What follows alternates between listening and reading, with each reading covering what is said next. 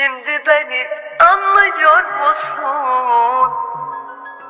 Bu şarkımı dinliyor musun? İnan seni çok seviyorum. Sen de beni seviyor musun? Eskiyen bu fotoğrafların içinde bir kahır, zamanla anlaşılmayan bir canım zayıftır. Akla gelemeyen bir şeyler dilde başlıyor kadın.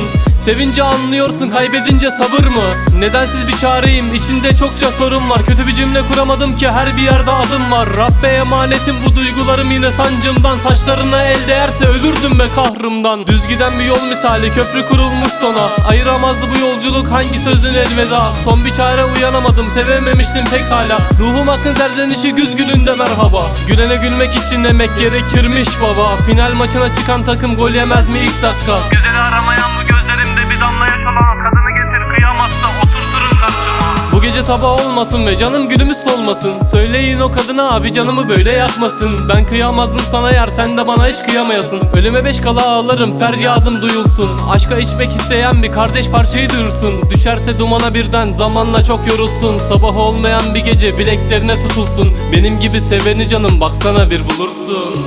Şimdi beni anlıyor musun? Bu şarkımı dinliyor musun? İnan bana seni çok seviyorum. Sen de beni seviyor musun? Seviyor musun?